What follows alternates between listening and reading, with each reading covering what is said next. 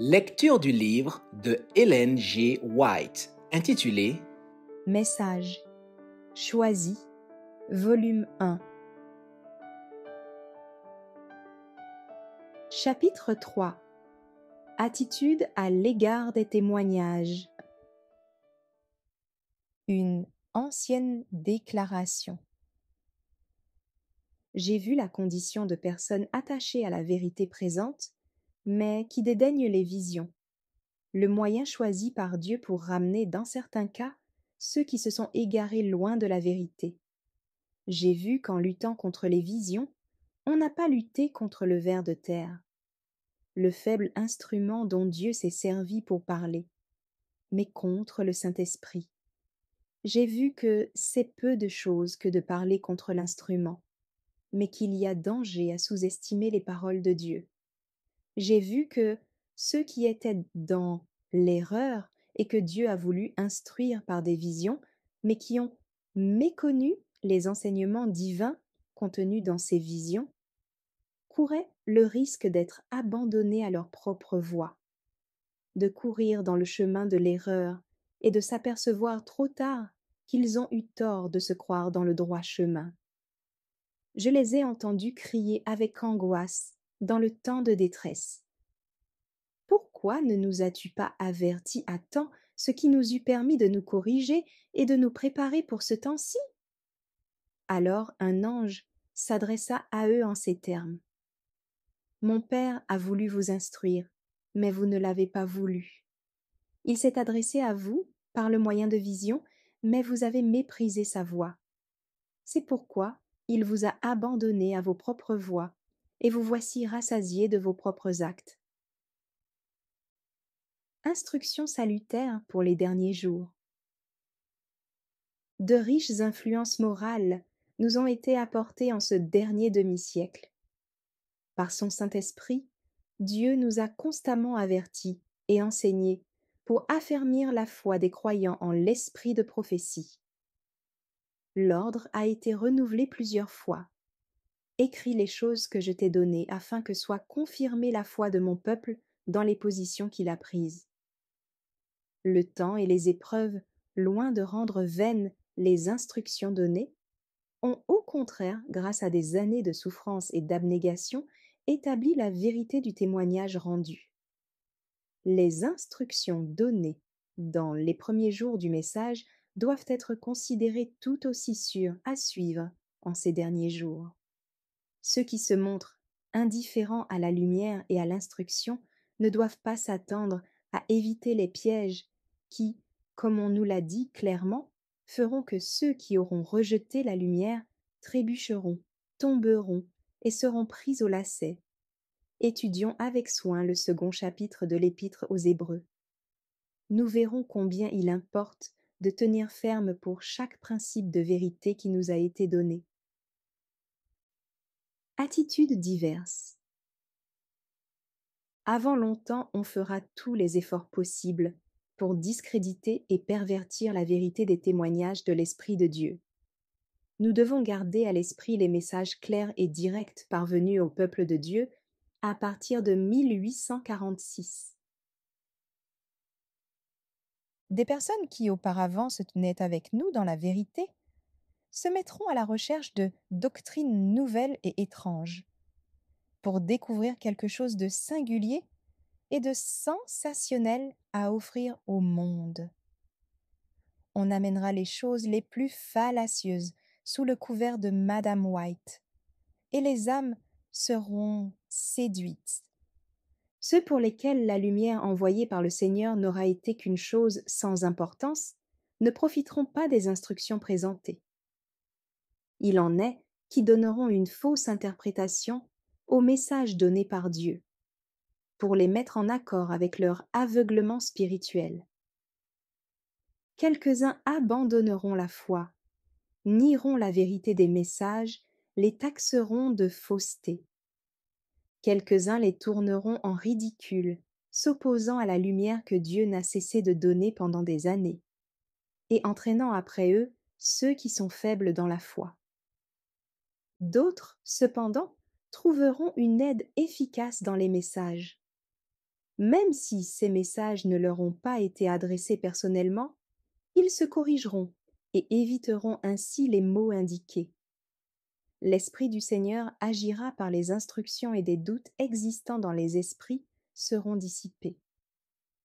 Les témoignages eux-mêmes serviront de clé pour expliquer les messages, tout comme un passage de l'Écriture se trouve expliqué par un autre. Plusieurs liront avec ferveur les messages qui censurent le mal, afin de savoir ce qu'ils doivent faire pour assurer leur salut. La lumière pénétrera dans l'entendement. L'esprit influencera les cœurs. À mesure que l'on comprendra les messages destinés à mettre en évidence les vérités bibliques, messages que Dieu a donnés à son peuple à partir de 1846. Que ces messages trouvent leur place dans les cœurs et l'on verra des transformations. Il y a danger à disséquer les messages inspirés. Il en est qui s'érige en juge des Écritures, affirmant que tel ou tel passage n'est pas inspiré parce qu'il ne produit pas sur eux une impression favorable. Ils ne se concilient pas avec leurs idées tirées d'une philosophie ou d'une science faussement ainsi nommée. 1 Timothée 6, verset 20. Toutes sortes de raisons font que l'on doute de certaines portions de la parole de Dieu. Ainsi, plusieurs marchent dans la voie que l'ennemi ouvre devant eux. Or, il n'appartient à aucun homme de prononcer un jugement sur les Écritures et de condamner une portion quelconque de la parole de Dieu. Si quelqu'un s'accorde une telle liberté, Satan lui fera respirer un air qui rendra toute croissance spirituelle impossible. L'homme, qui se croit assez sage pour disséquer la parole de Dieu, sa sagesse n'est que folie aux yeux de Dieu. Une notion plus juste des choses lui fera sentir qu'il a tout à apprendre. La première leçon à apprendre, c'est de se laisser enseigner. Recevez mes instructions, dit le grand maître, car je suis doux et humble de cœur, et vous trouverez du repos pour vos âmes. Matthieu 11, verset 29. Vous qui vous êtes exercés à critiquer et à accuser, souvenez-vous qu'en cela vous imitez Satan. Quand cela vous arrange, vous acceptez les témoignages comme s'ils méritaient votre confiance, et vous les citez pour appuyer toute idée que vous voulez faire triompher. Mais qu'arrive-t-il quand la lumière qui est donnée corrige vos erreurs? Est-ce que vous acceptez alors la lumière? Quand les témoignages contredisent vos idées, vous n'en faites aucun cas. Il ne sied à personne de laisser tomber ici et là un mot de doute qui agira comme un poison dans certains esprits, ébranlant leur confiance dans les messages donnés par Dieu, qui ont contribué à jeter les fondements de cette œuvre et l'ont assisté à ce jour par des censures, des avertissements, des répréhensions et des encouragements. À tous ceux qui se sont opposés au témoignage, je dirai: Dieu a donné un message à son peuple, et sa voix sera entendue quelle que soit votre propre attitude. Votre opposition ne m'a pas blessé, mais vous aurez à rendre compte au Dieu du ciel, qui est à l'origine de ces messages d'avertissement et d'instruction destinés à maintenir son peuple dans la voie droite. Vous aurez à répondre de votre aveuglement et d'avoir placé une pierre d'achoppement sur le chemin des pécheurs. À la loi et au témoignage. Si l'on ne parle pas ainsi, il n'y aura point d'aurore pour le peuple. Ésaïe 8, verset 20. Il n'est pas jusqu'à l'action que le Saint-Esprit exerce sur le cœur qui ne doivent être jugés par la parole de Dieu. L'Esprit qui a inspiré les Écritures nous conduit toujours à elles. Fausse application de messages inspirés. Un homme, que nous appellerons B, est venu depuis le lointain Michigan-Nanty d'un message particulier pour Madame White. Il disait que Sir White avait été choisi par Dieu pour occuper la place de Moïse, et que lui-même devait avoir celle de Josué. L'œuvre devait se poursuivre sur cette base. Sir White et lui devaient unir leurs efforts, et la vérité serait ainsi proclamée avec puissance. Cet homme prit la liberté, comme tant d'autres, de mêler à son message de nombreux passages de l'Écriture qu'il appliquait aux adventistes du 7e jour. Au cours de mon ministère, j'ai vu bien des cas semblables. On choisit et arrange des passages que l'on croit pouvoir appliquer au peuple de Dieu. Monsieur B lut à haute voix les passages qu'il avait choisis, affirmant qu'ils s'appliquaient à nous en tant que dénomination. À l'en croire, je devais l'approuver, vu qu'il lisait la parole de Dieu.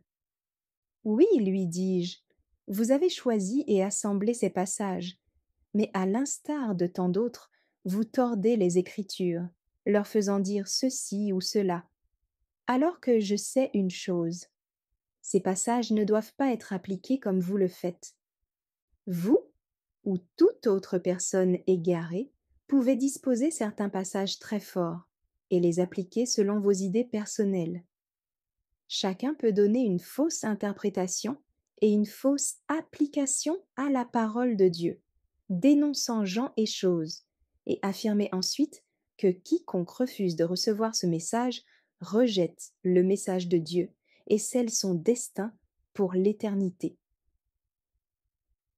Des lettres que je reçois me font comprendre que si des individus semblables à B, prétendant être des envoyés de Dieu, se rendent auprès de personnes isolées, ces âmes sont prêtes à accueillir tout ce qui se donne comme ayant une origine céleste. Des lettres me demandent une réponse. Or je sais que plusieurs s'emparent des témoignages donnés par le Seigneur et les appliquent à leur convenance, prenant çà et là une phrase hors de son contexte et l'appliquant d'après leur propre jugement. Ainsi de pauvres âmes sont désemparées, tandis que, si elles pouvaient lire tout ce qui a été donné, elles verraient comment cela doit être appliqué et éviteraient de tomber dans la confusion. Bien des déclarations proposées comme un message de Sir White lui font dire des choses qui ne s'accordent nullement avec sa pensée. Ceci complique son activité. On fait courir des rapports concernant ce que Sir White aurait dit. Chaque fois que le rapport est répété, il augmente de volume. Si Sir White a quelque chose à dire, laissez-la parler. Personne n'est appelé à être son porte-parole. Laissez donc à Sir White le soin de délivrer son propre message. Venant d'elle, il sera accompagné d'une plus grande grâce que venant de quelqu'un d'autre. Doutes au sujet des témoignages. Quand vous rencontrez quelqu'un qui élève des doutes au sujet des témoignages, trouvant à y redire, essayant de soustraire d'autres personnes à leur influence, soyez sûr que Dieu n'agit pas par cet individu. Il s'agit d'un tout autre esprit. Le doute et l'incrédulité sont cultivés par ceux qui ne marchent pas prudemment. Ils éprouvent un sentiment de culpabilité et se rendent compte du fait qu'ils ne sauraient supporter l'examen de l'Esprit de Dieu, soit qu'il s'exprime par sa parole ou par les témoignages par lesquels il voudrait les amener à la parole. Au lieu de commencer par s'occuper de leur propre cœur, afin de se mettre en accord avec les principes authentiques de l'Évangile, ils trouvent à redire et condamnent les moyens que Dieu a choisis pour préparer un peuple en vue du jour du Seigneur. Qu'un sceptique s'avance, décidé à ne pas soumettre sa vie à la règle de la Bible et désireux de gagner la faveur populaire. Ceux qui ne sont pas en harmonie avec l'œuvre de Dieu ne tarderont pas à accourir.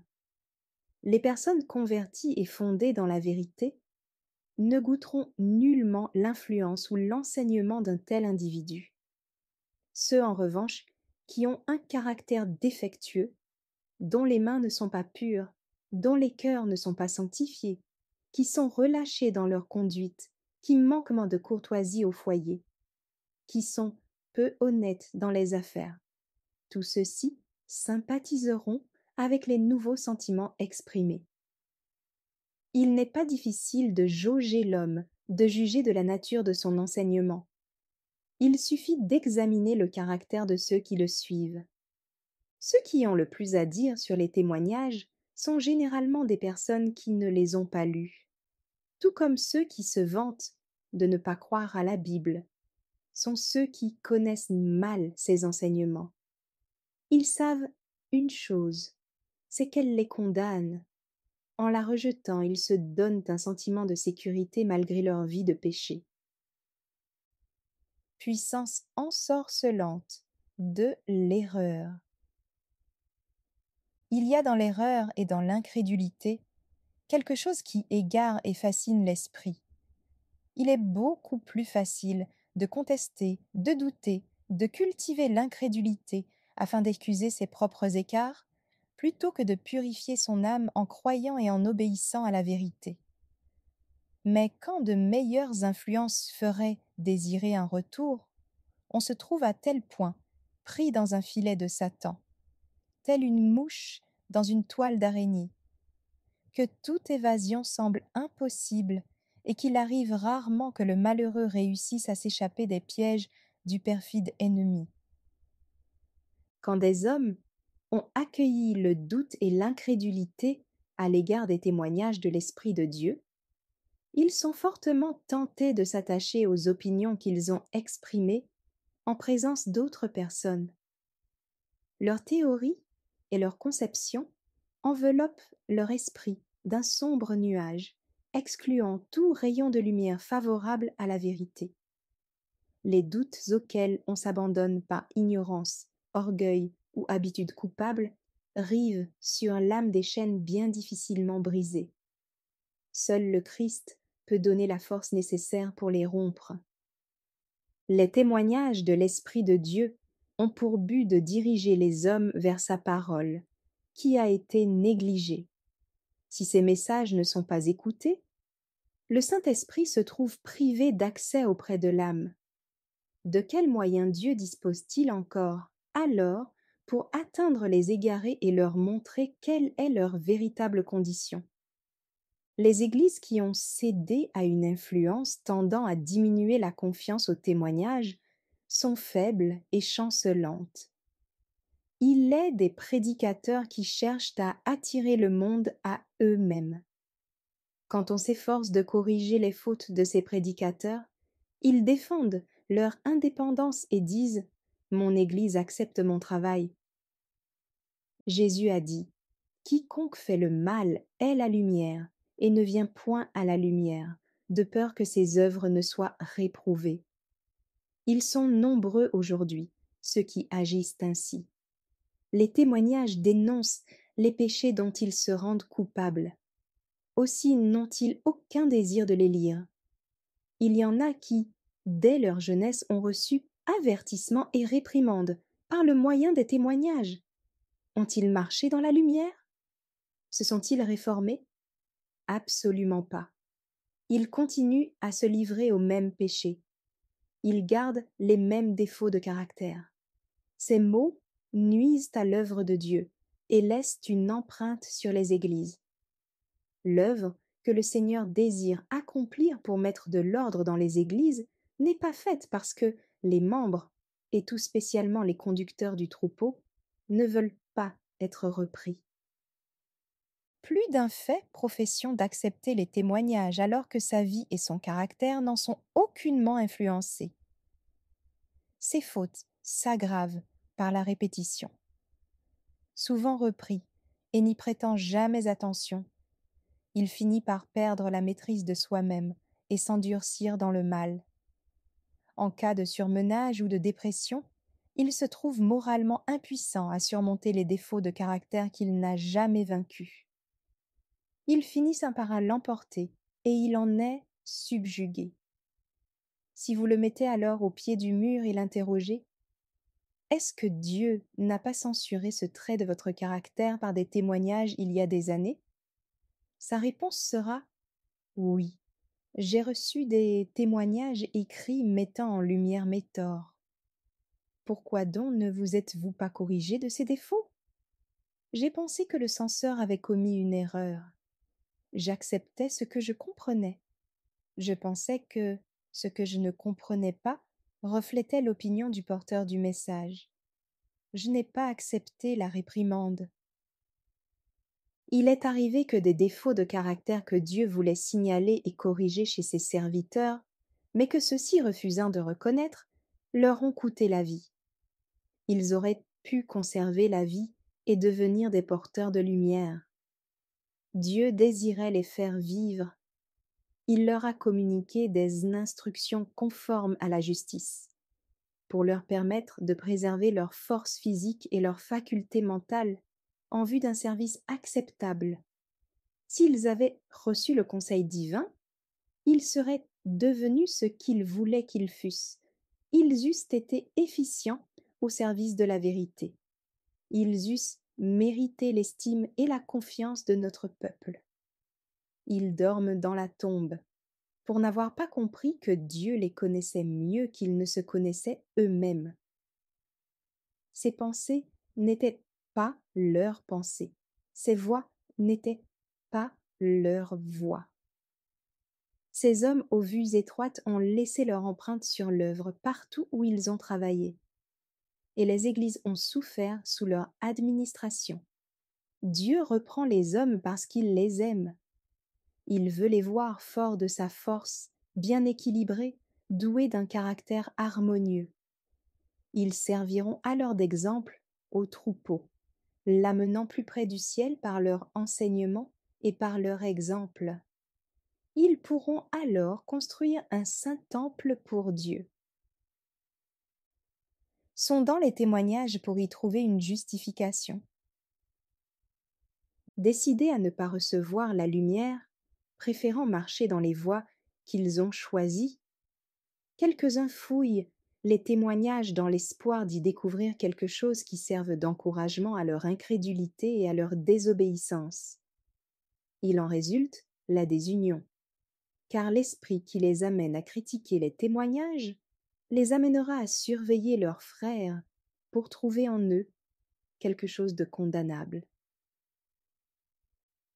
La dernière duperie de Satan. Satan s'efforce constamment d'introduire ce qui est faux, ce qui peut éloigner de la vérité. La toute dernière tromperie de Satan consistera à neutraliser le témoignage de l'Esprit de Dieu. Faute de révélation prophétique, le peuple s'abandonne au désordre. Proverbe 29, verset 18. Satan s'y prendra avec ingéniosité par différents moyens et différents agents pour ébranler la confiance du reste du peuple de Dieu dans le véritable témoignage. Une haine satanique s'allumera contre les témoignages. L'effort de Satan tendra à ébranler la confiance des églises en ces témoignages, et ceci pour la raison suivante.